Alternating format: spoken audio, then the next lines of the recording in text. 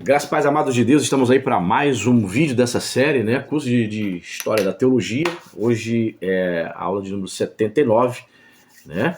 Já tinha uns 2 meses que nós não postávamos vídeos sobre essa série e estamos aqui, tá certo? Você que está chegando agora de paraquedas, seja muito bem-vindo ao nosso canal.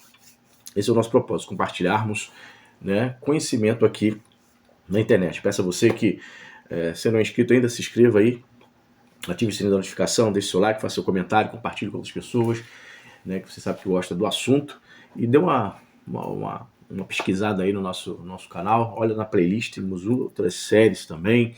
Temos também outra série de vídeos, História da Filosofia Cristã. Temos uma série de vídeos falando sobre teologia paulina, teologia pentecostal.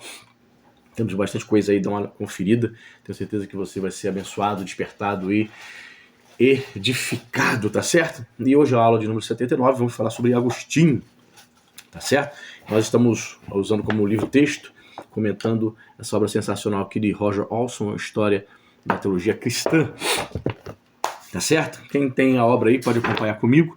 Eu estou na página 259, capítulo 17. Agostinho confessa a glória de Deus e a depravação humana. Vamos lendo, vamos comentando, concordando, discordando, enfim. Vamos lá. Agostinho, pai da igreja, teólogo e bispo, encontrou-se numa encruzilhada importante da teologia encaminhada, ou melhor, encaminhou todo o Ocidente para uma determinada direção. Agostinho marca o fim de uma era e o início de outra. É o último dos escritores cristãos da antiguidade e o precursor da teologia medieval. As principais correntes da teologia da antiguidade convergiram para ele, e dele fluíram as correntes, não somente do escolasticismo medieval, mas também da teologia protestante do século XVI. Só lembrando vocês, nós temos também aqui no canal uma série chamada Lendo e Comentando a obra clássica do próprio Agostinho, chamada Confissões. Sim, Confissões tem uma espécie de, a gente nos dias de hoje nós chamamos de testemunho, né, desde a terra infância de Agostinho, percorrendo ali sua adolescência, juventude, fase adulta, até chegar à sua conversão. Dá uma olhadinha, eu acho que, pelo que eu saiba, o nosso canal, acho que é o único que tem postado vídeos assim, seguindo essa vibe, né? Lendo a obra de Confissões e ainda comentando versículo por versículo. Depois dá uma conferida aí, já passamos da metade da obra, tá bom?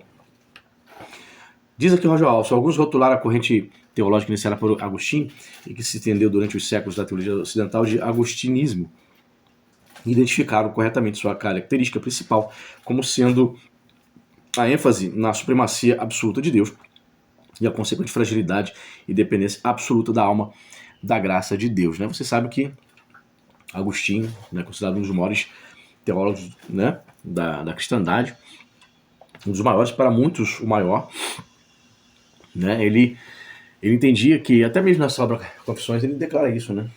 Que ele não tinha condição nenhuma de, por si mesmo, buscar a Deus. Foi Deus que o atraiu. Por isso a crença dele é uma crença monergista. Eis a razão porque monergistas, calvinistas, né, admiro bastante Agostinho de Hipona, porque ele entende que a soberania de Deus ela é totalmente plena no sentido de que ele não tinha nenhuma responsabilidade, né, não haveria nenhum sinergismo, né, nessa relação entre ele e Deus, né, por ele mesmo ele nunca se converteria. Ele entende que toda a ação de salvação partiu de Deus, né? O monergista vai discordar do sinergismo, né, arminiano.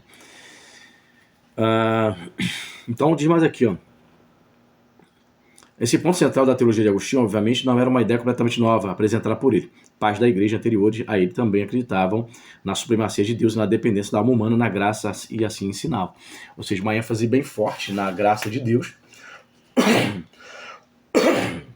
Perdão, uma dependência total da graça de Deus e uma total ênfase na graça, a doutrina da graça, ou seja, a graça, o favor imerecido de Deus. Então, o Roger Olson está confessando aqui, ó, ele não foi o cara inédito nesse assunto, embora ele seja uma das pessoas mais lembradas quando refere-se a isso, né? Ele também vai enfatizar a questão da depravação, do pecado e a questão da graça de Deus. Outros pais antes dele, outros pais da igreja, também falaram sobre o assunto. Agostinho, no entanto, deu um novo enfoque a essas ideias e reuniu-as em uma nova forma. Conforme veremos, o agostinismo introduziu na corrente do pensamento cristão o que é chamado de monergismo. A ideia é a crença de que a agência humana é inteiramente passiva e a de Deus é totalmente determinante, tanto na história universal quanto na salvação individual. Ou seja, não há nenhuma ação humana. O homem é totalmente passivo na questão da salvação. No se aproximar de Deus, no se render a Deus, o homem não tem efeito nenhum. Ele é passivo. Né? Como se fosse um robô. Um ser sem nenhuma volição, né? Como se o homem tivesse sido criado sem nenhuma volição, sem nenhuma vontade, sem nenhum poder de decisão ou de escolha, o que eu particularmente discordo plenamente. Né? Muitas pessoas já conhecem parte disso como predestinação e automaticamente associam ao reformador protestante do século XVI, João Calvino. No entanto, a perspectiva mais ampla consiste nas ideias monergísticas de Agostinho a respeito da providência e da salvação, nas quais Deus é o único agente e energia ativa, ao passo que os seres humanos, tanto coletiva como individualmente, são ferramentas e instrumentos da graça ou da ira de Deus. Ou seja, o homem é totalmente passivo, ele não tem poder nenhum de evolução, nenhum poder de escolha. Então, assim como a graça de Deus o alcança, né, toda a ação ativa parte de Deus, e ele vive uma ação passiva em relação à graça, em relação também ao outro lado da moeda, a ira de Deus, é a mesma coisa. O homem está predestinado ao inferno, então ele é passivo também na ação no que diz respeito à predestinação ao inferno, à ira de Deus. Ele não pode fazer nada para escapar do inferno, já que uma vez que ele é predestinado, ele nasceu para ir para o inferno. Muito bem. Então Agostinho começa a tratar dessas questões monergísticas. A teologia cristã de Agostinho admitiu o conceito do relacionamento entre Deus e o mundo, chamado de sinergismo. A ideia e crença de que a agência de Deus e a agência humana cooperam mutuamente de algum modo para produzir a história e salvação. Todo arminiano necessariamente é sinergista, porque ele entende que o homem sim tem poder de decisão, poder de escolha, poder de decidir se quer receber o evangelho ou não. Os cristãos ortodoxos sempre creram, é claro, que o poder e a graça de Deus são supremos, mas quase todos os teólogos pré-agostinianos admitiam que Deus concede aos seres humanos certo grau de liberdade para tomar determinadas decisões cruciais. Embora Agostinho nunca rejeitou totalmente a liberdade humana, o teor global do seu pensamento milita contra qualquer liberdade genuína dos seres humanos de frustrar a vontade perfeita de Deus. Então a experiência de conversão, de como ele chega a alcançar o evangelho, de como ele vem a conhecer a Cristo, essa experiência própria de Agostinho pesa muito na sua teologia. O que é normal, não posso condená-lo por conta disso, jamais. A experiência que você tem de salvação, a maneira como você recebeu a Cristo, quantas vezes você rejeitou, quantas vezes você o negou, ou caiu e voltou, tudo isso pesa no momento de você decidir se você quer ser monergista ou sinergista. Fato.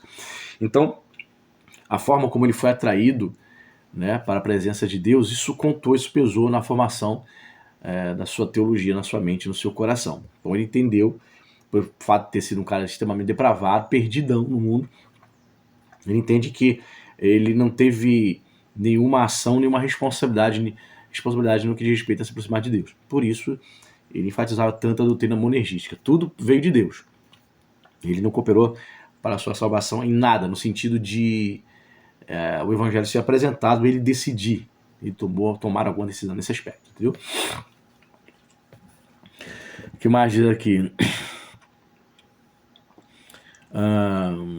Embora Agostinho nunca rejeitou totalmente a liberdade humana, o teor global do seu pensamento milita contra qualquer liberdade genuína dos seres humanos de frustrar a vontade perfeita de Deus. Deus sempre consegue impor sua vontade, mesmo quando os seres humanos pecam e realizam ações iníquas. O Deus de Agostinho é a realidade que tudo determina, cujo poder é a característica principal. Ali cita aqui um outro autor falando sobre Agostinho. Embora Agostinho faça um esforço enorme para preservar tanto a liberdade humana quanto a bondade de Deus, está claro que o seu Deus é, acima de tudo, o governante imperial do universo. E a única coisa que não pode ser sacrificada a nenhum preço é o seu poder absoluto. Essa é a base do pensamento de Agostinho, que compõe as doutrinas mais associadas ao seu nome. Eu como arminiano e sinergista, como crente, teólogo, mais de 3 décadas, pela misericórdia de Deus, eu percebo que existe uma narrativa, principalmente do grupo monergista, de que se você for um sinergista, de que se você for um arminiano, você sacrifica a soberania de Deus. Nada mais espantalho do que isso. Nada mais falacioso do que esse argumento. Né? Sem dúvida, eu, como sinergista, eu creio em absoluto na soberania de Deus. Mas é óbvio que está escrito em vários textos e várias passagens na Bíblia que o homem, ele não foi criado como um robô, né? Ele possui vontade, né? Um dos textos mais emblemáticos dos evangelhos, quando Jesus, lá em Lucas, no final dos seus ministérios, entra em Jerusalém, e diz a Bíblia, só Lucas diz isso, narra esse texto, né? Dizendo que Jesus chora. Entra em Jerusalém declarando o seguinte: Jerusalém, ó Jerusalém, Jerusalém, quantas vezes quis eu, assim como a galinha junta os pintinhos debaixo de suas asas, quis eu juntar vocês, quis eu cuidar de vocês, quis eu trazer vocês para perto de mim. E o que enfatiza a frase de Jesus é: e vós não quisestes. Eu posso oferecer para você uma bala, e você quer uma bala? Você quer um doce? Você fala: não, pastor, eu quero não. É nesse sentido, entendeu? De rejeitar, assim como você pode rejeitar um doce, uma bala, uma refeição, penso que você também pode rejeitar também a oferta do evangelho. Porque foi criado segundo a imagem e semelhança de Deus, né? E uma das características de ter sido criado a imagem e semelhança de Deus é que o homem é um ser pensante, um ser que pensa. Um homem é o único animal na natureza que tem a consciência de que nasceu e vai morrer. O homem é o único animal na natureza que se relaciona com um ente espiritual, que seria Deus. Entendeu? Então o homem, ele foi criado com a possibilidade de fazer escolhas. Jesus disse claramente: eu quis muitas vezes, Jerusalém, trazer você para perto de mim, mas vocês não quiseram. O que é isso? Escolha, não? Ou não? Escolha. Escolhas. A vida é feita de escolhas. A vida e o ministério de Agostinho. A vida de Agostinho é a mais conhecida de todos os pais da igreja primitiva. Na realidade, sabemos mais a respeito dele do que de quase qualquer outra pessoa da antiguidade. Isso porque ele escreveu uma das primeiras autobiografias razoavelmente fidedignas e pormenorizadas, chamada Confissões, que eu já falei aqui. Embora esteja escrita em forma de oração para relatar sua jornada espiritual e dar graças a Deus, as Confissões de Agostinho revelam muita coisa a respeito de sua infância, família, juventude, suas lutas naqueles tempos, de sua saúde física e mental, de sua conversão, do seu desenvolvimento teológico, da sua vida como clérigo de destaque na África do Norte. Agostinho omitiu pouca coisa ou quase nada de seus leitores. Fez uma exposição com detalhes íntimos dos seus pecados da infância, da vida adulta, enfatizou em cada momento sua própria depravação total, bem como do poder da graça de Deus para curar e transformar. As Confissões revelam que Agostinho era um pessimista a respeito da humanidade, inclusive de sua própria, e um otimista a respeito da graça. Por exemplo, nessa obra ele vai falar sobre sua mãe Mônica, que era uma cristã piedosa, que ele via realmente sua mãe uma verdadeira cristã, que intercedia, que orava por ele. Ele via seu pai, que não era cristão, né, mas ele era um bom marido, né, um bom pai para com ele. Ele confessa seus pecados de roubar frutos no quintal dos vizinhos na sua juventude, na sua adolescência ali.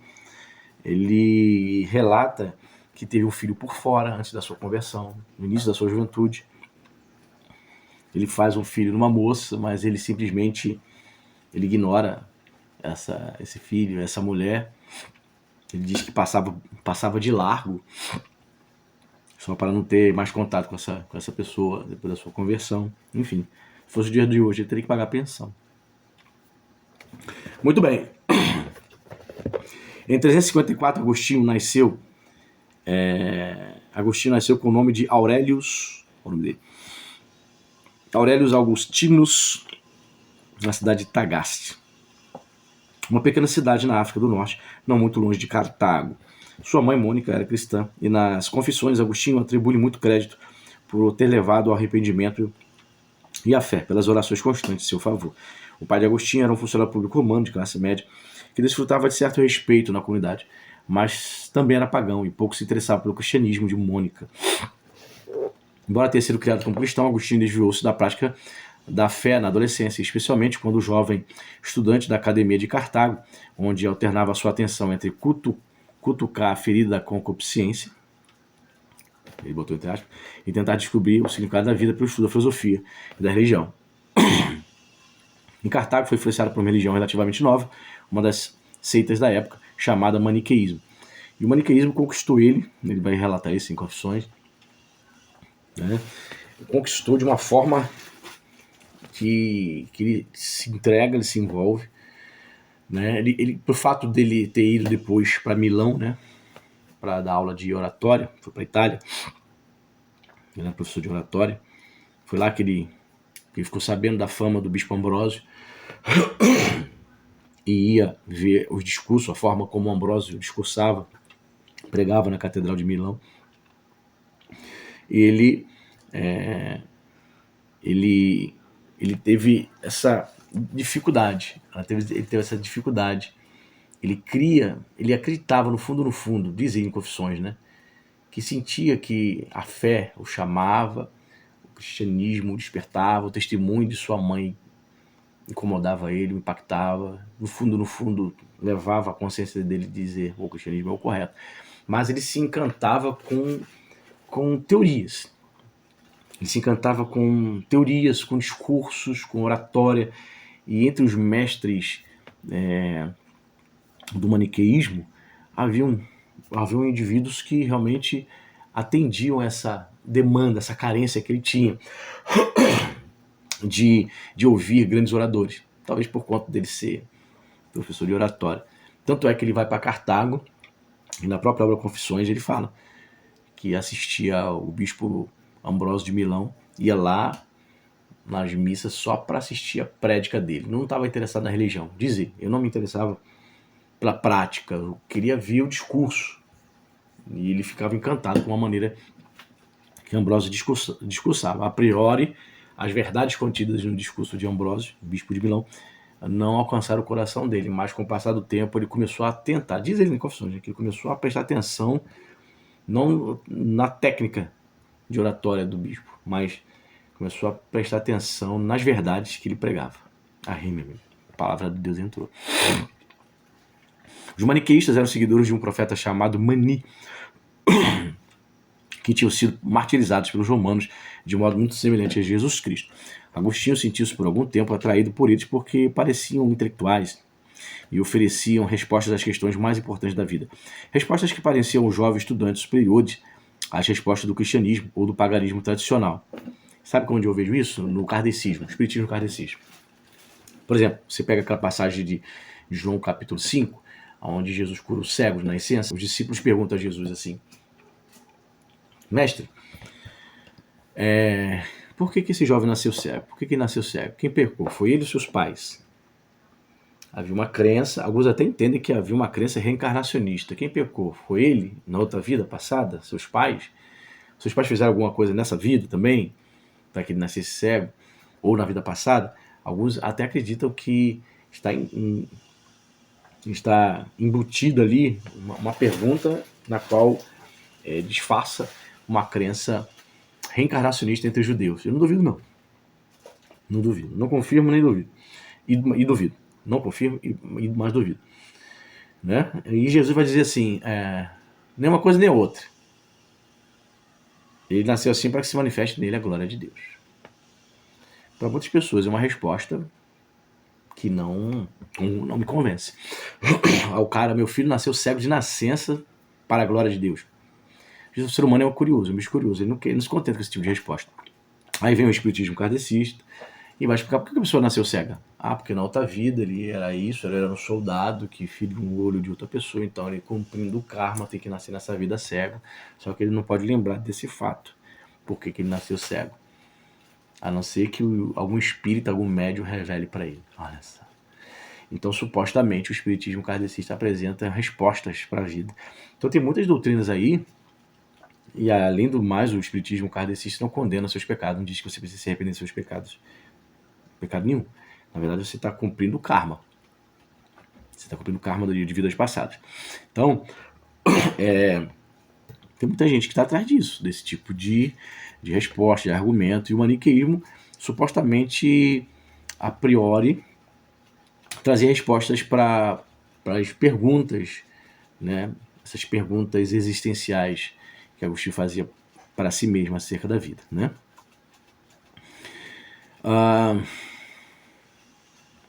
Agostinho sentiu-se por algum tempo atraído por eles, porque pareciam intelectuais e ofereciam respostas às questões mais importantes da vida, respostas que pareciam aos jovens estudantes superiores às respostas do cristianismo e do paganismo tradicional. Por exemplo, os maniqueístas acreditavam em duas forças eternas e igualmente poderosas, do bem e do mal, engajadas em uma luta perpétua. Assim como os gnósticos, eles atribuíam o mal à matéria, que teria sido criada pelo princípio do mal, e o bem ao espírito, criado pelo bom Deus do céu. Essa parecia ser uma solução para o enigma do mal.